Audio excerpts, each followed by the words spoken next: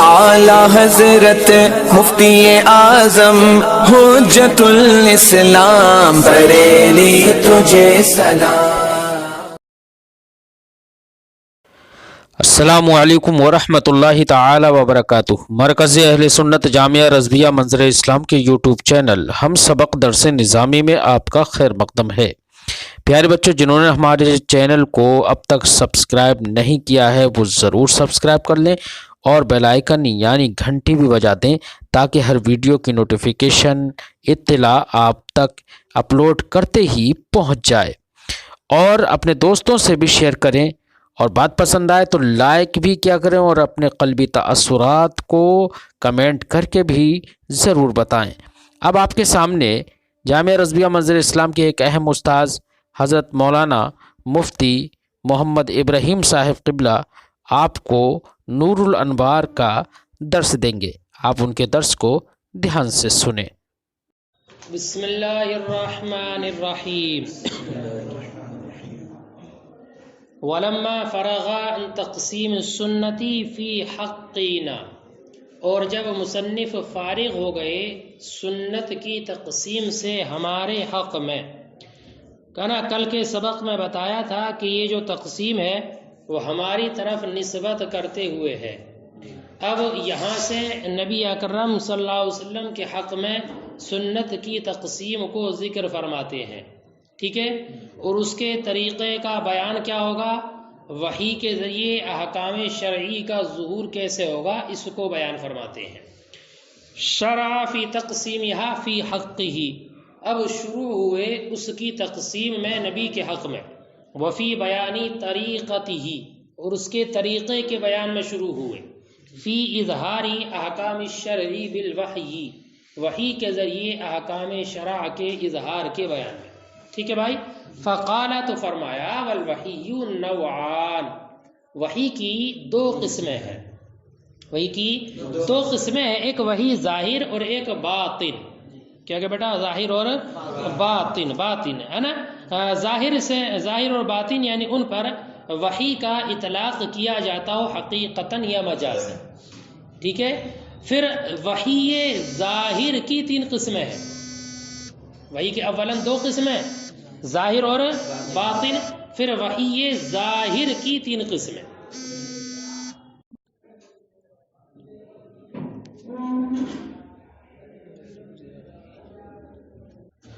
تو وحی ظاہر کی تین قسمیں، پہلی قسم یہ کہ وہ وحی جو ثابت ہو فرشتے کی زبان کے ذریعے، فرشتے سے مراد حضرت جبریل علیہ السلام، اس لیے کہ وحی کا نزول انہی کے ذریعے سے ہوتا تھا۔ اب فرشتہ یعنی حضرت جبریل اللہ کے رسول کی بارگاہ میں آئے اور انہوں نے اپنی بات کو بیان کیا، اللہ کے رسول نے اس کو سنا اور محفوظ کر لیا، لیکن یہ جاننے کے بعد کہ مبلغ حضرت جبریل ہی ہیں، مبلغ خبر پہنچانے والے، آیت لانے والے حضرت جبریل ہی ہیں، تو دلیل قطعی ایسی کہ جو شک وغیرہ کو ختم کر دے، اس دلیل قطعی سے جان لینے کے بعد کہ یہ جبریل ہیں، نبی اکرم صلی اللہ علیہ وسلم نے اس کو سنا یا نہیں سنا، ٹھیک ہے۔ تو اللہ کے رسول صلی اللہ علیہ وسلم نے اس کو سن لیا ہو اور یہ بھی جان لیا ہو دلیل قطعی سے کہ یہ بتانے والا جبریل ہی ہے، ٹھیک ہے۔ دیکھو، فقالا، تو فرمایا، والوحی نوعان، وحی دو نوع ہے، ظاہر و باطن، فالظاہر ثلاثۃ انواع، تو ظاہر تین نوع پر ہے۔ الاول ما ثبت بلسان الملک، پہلی وہ وحی جو ثابت ہو فرشتے کی زبان سے، وہ ہوا جبریل، اور وہ کون ہے؟ جبریل ہے۔ فوقع فی سمعہ، تو واقع ہوا ہو آپ کی سماعت میں، بعد علمہ بالمبلغ، مبلغ کے علم کے بعد، یہ اس کو جان لینے کے بعد، اے سمع النبی بعد علم النبی بانہ جبریل بآیت قاطعہ، یعنی نبی اکرم نے سنا ہو، نبی اکرم کی یہ جان لینے کے بعد کہ یہ جبریل ہے، کس سے جان لینے کے بعد؟ بآیت قاطعہ، دلیل قطعی سے، ایسی تنافی الشک والاستباع، جو شک اور اشتباہ کو ختم کر دے اس بارے میں، انہ جبریل اولا، کہ یہ کہنے والا جبریل ہے یا نہیں، اس شک کو بالکل ختم کر دے۔ وَهُوَ الَّذِي أَنزَلَ عَلَيْهِ بِلِسَانِ الرُّوحِ الْأَمِينِ، یہ انزل علیہ بلسان الروح الامین، اور وہ حد وحی ہے کہ جس کو نازل کیا گیا نبی پر روح الامین کی زبان کے ذریعے۔ روح الامین سے مراد جبریل ہے بیٹا، بات سمجھے کہ نہیں؟ ایسے روح القدس کا ذکر آتا ہے، اس سے مراد بھی حضرت جبریل ہی ہے، سمجھ میں آ رہی بات نہیں؟ تو وہ حدیث، وہ خبر یا وہ آیت، وہ حکم جو نازل کیا گیا حضرت جبریل کی زبان کے ذریعے یعنی قرآن، اللہ تعالیٰ نے قرآن مقدس میں بھی ایک آیت کریمہ میں ارشاد فرمایا قُلْ نَزَّلَهُ رُوحُ الْقُدُسِ مِنْ رَبِّكَ بِالْحَقِّ، آپ فرما دیجئے کہ قرآن کو روح القدس نازل کرتے ہیں۔ روح القدس مراد وہی حضرت جبریل، اور اب تمہارے رب کی جانب سے یہ قرآن آتا ہے، حق کے ساتھ آتا ہے۔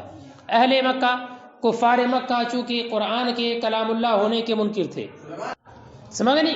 تو اللہ نے فرمایا آپ یہ کہہ دیجئے کہ یہ کسی انسان کا کلام نہیں ہے، بلکہ یہ تو تمہارے رب کی جانب سے نازل ہوتا حق کے ساتھ، اور اس کو نازل کرتے ہیں روح القدس۔ وَهُوَ الَّذِي أُنزِلَ عَلَيْهِ بِلِسَانِ الرُّوحِ الْأَمِينِ، اور وہی ہے جس کو نازل کیا گیا آپ پر روح الامین کی زبان سے، یعنی القرآن۔ الذي قال اللہ تعالی فی حقہ، وہ جس کے بارے میں اللہ نے فرمایا قل نزلہ روح القدس من ربک بالحق۔ والثانی، ایک قسم ہو گیا بیٹا ظاہر کی، اور دوسری وہ ہے کہ جس کو آپ نے اپنے اس قول کے ذریعے ارشاد فرمایا، مصنف نے، ہے نا، فرماتے ہیں یا وہ وحی ثابت ہو نبی کے نزدیک فرشتے کے اشارے سے، کلام سے نہیں۔ پہلی والی جو تھی ہے وحی وہ کلام کے ذریعے تھی، اور دوسری یہ ہے کہ آپ کے نزدیک کوئی بات ثابت ہو جائے فرشتے کے اشارے سے، بغیر کسی کلام کے، جیسے کہ نبی اکرم صلی اللہ علیہ وسلم نے ایک حدیث میں ارشاد فرمایا کہ روح القدس نے میرے دل میں یہ بات ڈالی، مطلب مجھے بتائی نہیں آ کر، بلکہ میرے دل میں یہ اشارہ اور القاء کیا کہ کوئی بھی انسان اس وقت تک نہیں مرے گا جب تک کہ وہ اپنے رزق کو مکمل حاصل نہ کر لے، کہ اس کی قسمت میں جتنا کھانا رزق لکھا گیا ہے، تب جب تک وہ اس مکمل رزق کو نہ کھا لے تب تک وہ انسان نہیں مرے گا۔ تو یہ جو خبر ہے، یہ حدیث ہے، یہ ایسی ہے جو فرشتے سے ثابت تو ہے لیکن اشارے کے ذریعے، ٹھیک ہے۔ والثانی، اور دوسری وہ قسم جس کو بیان کیا اس قول سے، او ثبت عنده صلی اللہ علیہ وسلم باشارۃ الملک، یہ آپ کے نزدیک ثابت ہو فرشتے کے اشارے سے، من غیر بیان بالکلام، کلام کو بیان کیے بغیر، کما قال، جیسے کہ آپ نے فرمایا ان روح القدس نفث فی روعی، کہ روح القدس نے میرے دل میں یہ بات ڈالی، ان لفظا لن تموت حتی تستکمل رزقها، کہ کوئی انسان ہرگز اس وقت نہیں مرے گا جب تک، یہاں تک کہ اپنے رزق کو مکمل کر لے، ٹھیک ہے۔ دو قسم ہو گئی۔ والثالث ما بینہ بقولہ، اور تیسری قسم وہ جس کو بیان کیا اس قول کے ذریعے، ہے نا، او تبدی لقلبہ بلا شبہ، یا ظاہر ہو ان کے قلب کے لیے بلا شبہ، بِالہام من اللہ تعالی، اللہ تعالی کی جانب سے الہام کے ذریعے، بِأَنْ أَرَاهُ بِنُورٍ مِّنْ عِنْدِهِ، بئی طور کہ اللہ ان کو دکھا دے اپنی جانب سے نور کے ذریعے۔ تو تیسری وحی ظاہر کی تیسری قسم یہ ہے کہ نبی کے قلب پر کوئی چیز ظاہر ہو گئی ہو اور بغیر کسی شک و شبہ کے ہو، ایسے الہام کے ذریعے ظاہر ہو جو اللہ تعالیٰ کی جانب سے الہام ہو۔ ارے بات سمجھے کہ نہیں؟ بئی طور کہ اللہ نے اس الہام کے ذریعے نبی کے دل میں کسی چیز کو روشن کر دیا، واضح کر دیا، ٹھیک ہے بیٹا، اسی کا نام الہام رکھا جاتا ہے، کہ نبی کے قلب میں کوئی چیز ظاہر ہو اور اس کے اللہ کے فضل اور اس کے نور سے وہ چیز روشن ہو جائے، یہی ہے الہام۔ تو نہیں الہام، ایک بات یہ بھی یاد رکھنا کہ الہام میں نبی اور غیر نبی دونوں شریک ہیں۔ الہام انبیاء کو بھی ہوتا ہے اور الہام اولیاء کو بھی ہوتا ہے، بات سمجھ آئی ہے کہ اولیاء اکرام کو بھی، اللہ کے ولی ہیں ان کو بھی الہام ہوتا ہے، اور انبیاء کو بھی، لیکن دونوں میں فرق کیا ہے الہام انبیاء اور الہام اولیاء میں؟ فرماتے ہیں اولیاء کا جو الہام ہوتا ہے اس میں خطا کا احتمال ہوتا ہے، خطا اور درست دونوں کا احتمال، یہ بھی ہو سکتا ہے کہ یہ الہام جو کسی ولی کو ہوا درست ہو، اور یہ بھی احتمال ہے کہ اس میں خطا۔ اولیاء کے الہام میں خطا اور ثواب دونوں کا احتمال رہتا ہے، لیکن انبیاء کا جو الہام ہوتا ہے اس میں خطا کا کوئی احتمال نہیں ہوتا، بلکہ وہ درست ہی ہوتا ہے، درست ہی ہوتا ہے. فرماتے وَهَذَا هُوَ الْمُسَمَّى بِالْإِلْهَامِ، اور یہی ہے جس کا نام الہام رکھا جاتا ہے.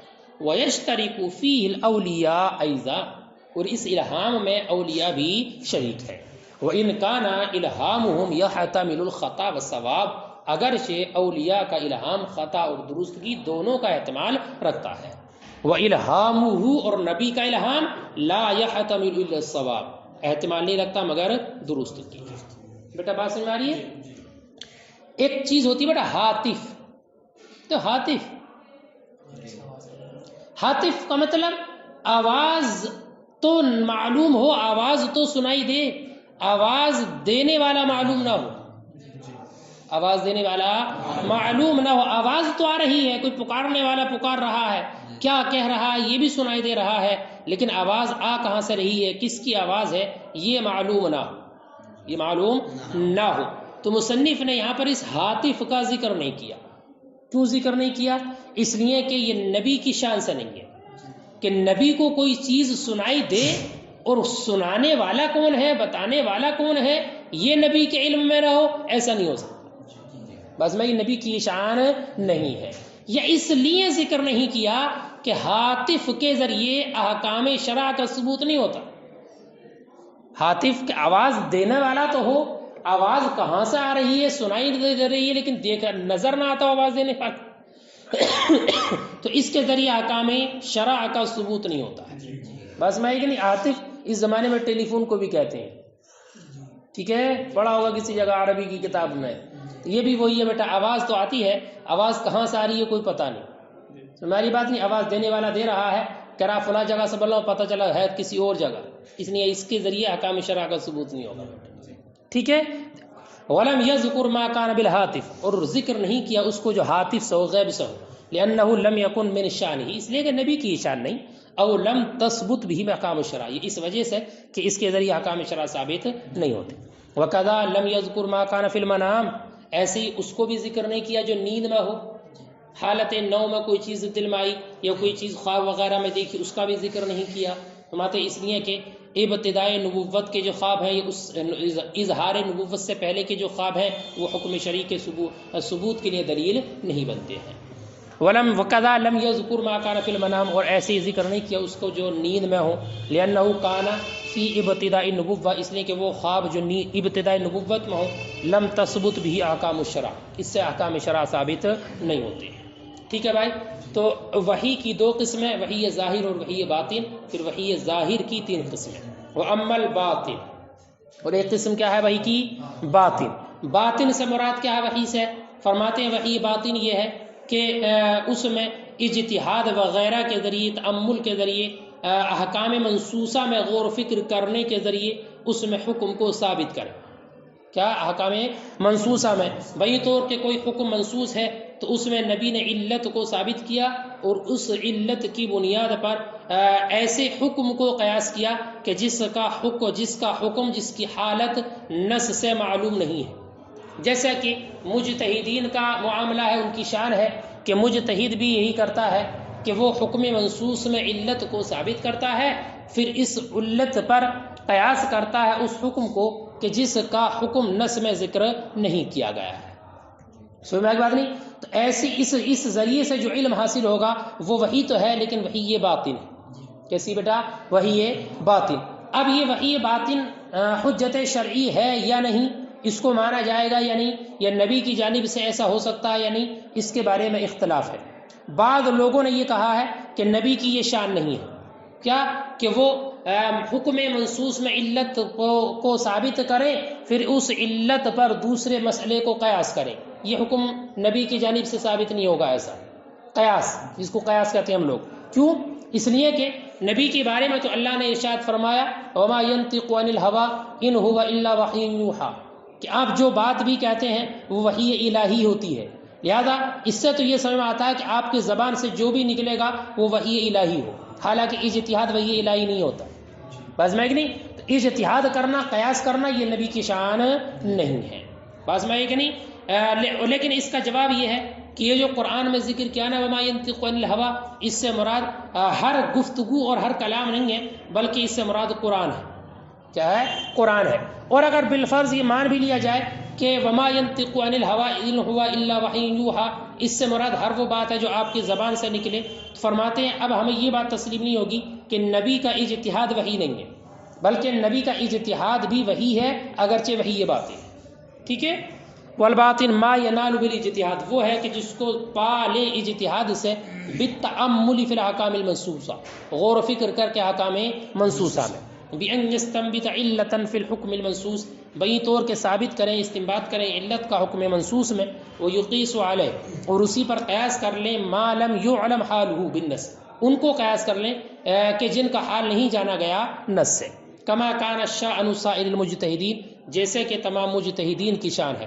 فابا بعضهم، تو بعض علماء نے انکار کیا، ان یکون هذا من حظہ، کہ یہ آپ کا حصہ ہو، آپ کی شان ہو، لأن اللہ تعالی، اس لیے کہ اللہ تعالیٰ نے فرمایا وما ينطق عن الهوى ان هو الا وحی یوحى، فکل ما تکلمه لا بد ان يكون ثابتا بالوحی، تو ہر وہ جو آپ تکلم کریں ضروری ہے کہ ثابت ہو وحی سے، والاجتہاد لیس کذلک، اور اجتہاد ایسا نہیں ہے، کیسا نہیں ہے؟ یعنی وحی نہیں ہے۔ فلا يكون هذا شأنه، تو یہ آپ کی شان نہیں ہوگی۔ والجواب ان المراد بهذا الوحی هو القرآن، اور ایک جواب یہ ہے کہ اس سے مراد وحی سے مراد جو وحی سے مراد قرآن ہے، یعنی آپ کی زبان سے جو قرآن نکلے وہ وحی الہی ہے۔ دونا کل ما تکلم بھی، نہ کہ ہر وہ جس کا آپ تکلم کریں۔ ولئن سلم، اور اگر یہ مان لیا جائے کہ ہر بات جو آپ کی زبان سے نکلے وحی ہے، فلا نسلم، تو ہمیں یہ تسلیم نہیں، ان اجتہادہ لیس بوحی، کہ آپ کا اجتہاد وحی نہیں ہے، بل ہوا وحی باطن، بلکہ یہ وحی باطن ہے، باعتبار المعال، ہے نا، معال کے اعتبار سے، والقرار علیہ، اور اس پر ثابت رہنے کے اعتبار سے یہ وحی ہے، لیکن وحی یہ باطن، ٹھیک ہے۔